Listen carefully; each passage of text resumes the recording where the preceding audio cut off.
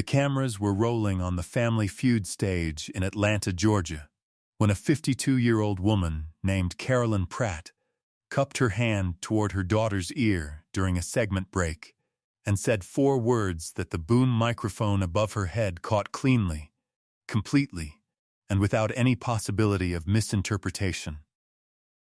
She used the word first, the one-syllable word with 400 years of weight, and then said Steve Harvey's mother must have been one too. The daughter pulled back and stared at her mother. The microphone delivered the sentence to the studio monitors. Steve Harvey, who had been mid-laugh at the edge of the stage, stopped laughing. He turned around. He found Carolyn Pratt's face.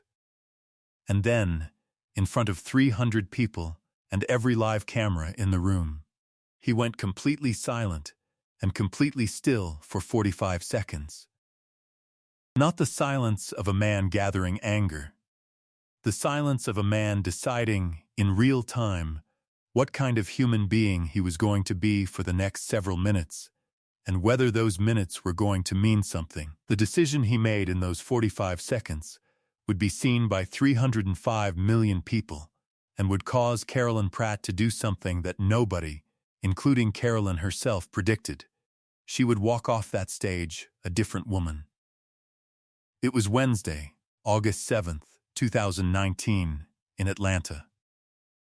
The Pratt family from Chattanooga, Tennessee, had been bright and engaged contestants all afternoon.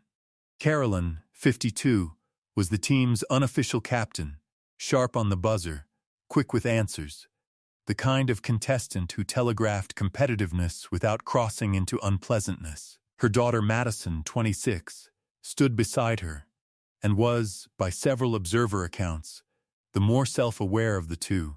She had been monitoring her mother's commentary throughout the taping with the practiced alertness of a daughter who has spent her life doing exactly that. The Pratt family was up against the Coleman family from Memphis, Tennessee, a warm, large family who had been laughing all afternoon and were leading by 40 points going into the 3rd round. The score appeared to be the source of Carolyn Pratt's escalating irritation. She had buzzed in wrong twice. She was not handling it gracefully. And nobody in that studio knew what was about to happen next. Carolyn Pratt had grown up in a household in rural Tennessee where certain vocabularies were simply the water everyone swam in, absorbed before examination, exercised before questioning. She was not an unintelligent woman. She was a real estate agent, a church treasurer, a woman who organized the neighborhood Christmas food drive every year and considered herself, genuinely and without irony, a good person. She had not thought, going into the studio that morning, about the word. The word lived in her somewhere beneath conscious access, in the reflexive, pre-rational vocabulary of a particular upbringing, and it came out the way things come out, that have never been fully confronted, automatically, in the direction of a feeling that needed somewhere to go. Her daughter Madison's face, in the 3 seconds after Carolyn said it, told the whole story of what was coming. Steve Harvey turned around. He stood still for 45 seconds. They have been counted, verified, and discussed in more contexts than any other 45 seconds in the history of network game shows. What happened in Steve Harvey's body during those 45 seconds? The decision being made, the grief being located and identified, the choice being executed, was described by Steve himself nearly a year later in an interview on his radio show.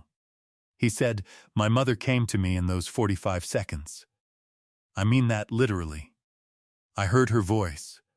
She said, 'Baby, answer them the way I raised you, not the way they asked.'"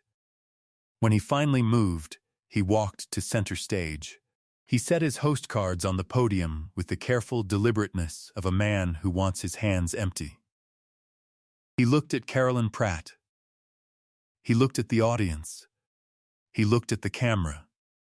He spoke in the quietest voice he had used on that stage in 15 years. "My mother," he said, spent her life being called that word. She was called it when she was 8 years old by a woman whose house she was helping her own mother clean. She was called it when she was 19, when she applied for a secretarial position and was told the position had been filled, and the woman who was hired after her was white and 23 and had no more qualifications than my mother did. She was called it by neighbors, by strangers, by people who smiled at her face and used the word behind her back, and she absorbed it every time. She did not let it break her.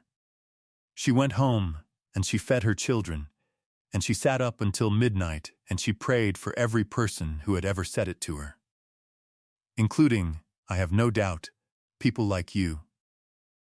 Carolyn Pratt had gone pale. Her daughter Madison had both hands over her mouth. Neither of them moved. Her name was Eloise Vera Harvey, Steve said. She was born in Welch, West Virginia, in 1934. She was one of the most dignified human beings I have ever known. She died on Valentine's Day in 2000.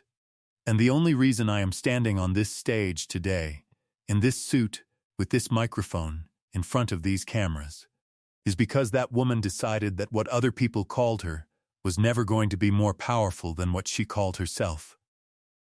He paused.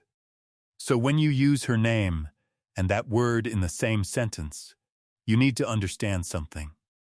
You have not hurt me. You have revealed yourself. And I genuinely believe, that the woman you revealed is not who you actually want to be. The studio fell completely silent.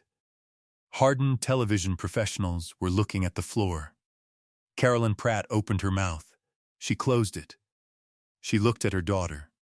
Madison was crying, not for show, not in performance, but the genuine, involuntary kind that comes when you have witnessed someone you love do something irreversible and public and wrong. Carolyn looked at those tears for a long moment. And then something shifted in her face. Not immediately. It moved through several things first. Defensiveness, self-justification, the particular discomfort of a person who has never had their interior world reflected back to them with this level of clarity. And then it arrived at something softer and more costly, something that looked, in its early stages, like the beginning of honesty. "I'm sorry," Carolyn Pratt said. Her voice was barely audible. She was not saying it for the cameras. She was not performing. She was saying it because it was the only true thing left. "Stop the game," Steve said, turning to the production desk. "We're stopping everything." "But we are not leaving." He walked to where Carolyn stood. He stopped 3 feet away. "An apology is a starting point," he said quietly, just to her. "It is not the finish line. The finish line is the work that comes after the apology. And that work starts the moment you walk out of this building." He looked at Madison. "Your daughter loves you. She is crying right now because she loves you. I want you to let that matter more than anything else in this room." Carolyn Pratt looked at her daughter. Madison reached across and took her mother's hand. But Steve wasn't done. He picked up his phone. He called his foundation's community outreach coordinator and arranged, on speaker, a partnership with a racial reconciliation organization operating in Hamilton County, Tennessee, the county encompassing Chattanooga, to begin facilitating community dialogues in the county within 60 days. He announced a 5-year funding commitment. He then turned to the camera, because Carolyn Pratt is not alone in having that reflex.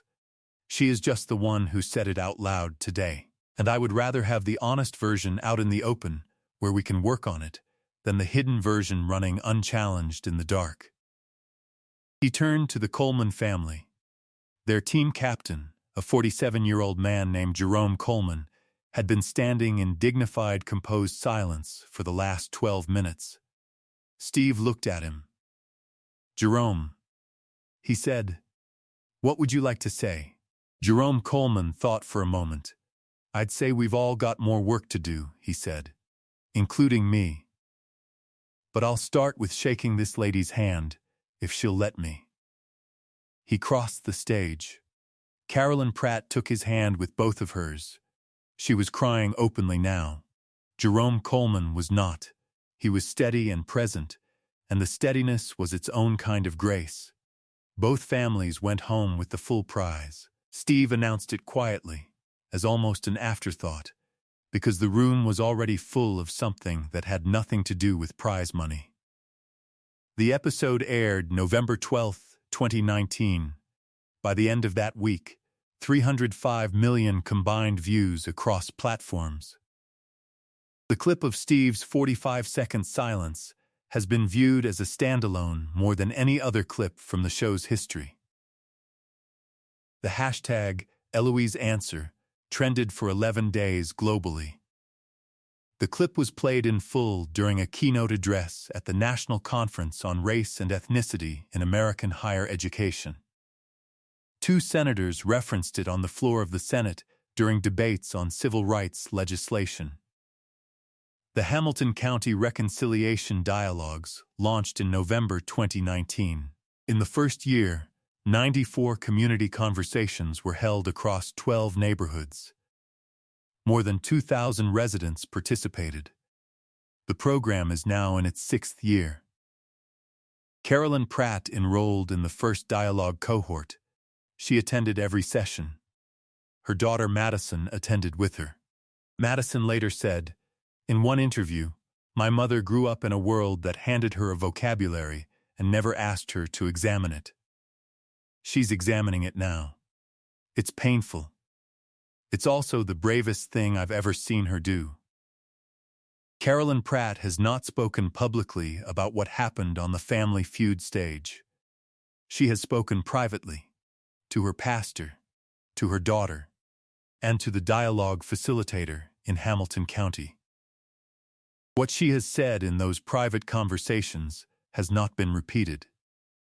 What is known is that she is still attending, that she is still showing up, that she brought a neighbor to the last session, a woman who had been skeptical. The neighbor came back the next week. Steve Harvey said this. In his radio interview, "My mother prayed for the people who called her that word. Every single one. I know because she told me. She said, if someone hates you enough to call you that, they are suffering something you can't see. Pray for the suffering." I thought about that in those 45 seconds. I thought about what she would have wanted me to give Carolyn Pratt. And the answer was, not my anger. Something harder to give and worth more. My mother's example. Today, 4 Eloise Harvey Community Centers operate in Georgia and Tennessee. The 5th breaks ground in Chattanooga in the spring of next year. Named for a woman from Welch, West Virginia, who was called that word and prayed for the people who said it. She got the last word after all. It just took her son a little while to deliver it. If this story about those 45 seconds and what was built from them moved you, subscribe and hit the thumbs up button. Share this with someone who needs to know that how you respond to cruelty defines you more than the cruelty itself ever could. Have you ever chosen grace when you had every right to choose anger? Tell us in the comments. Ring the notification bell for more stories about the strength it takes to build instead of burn.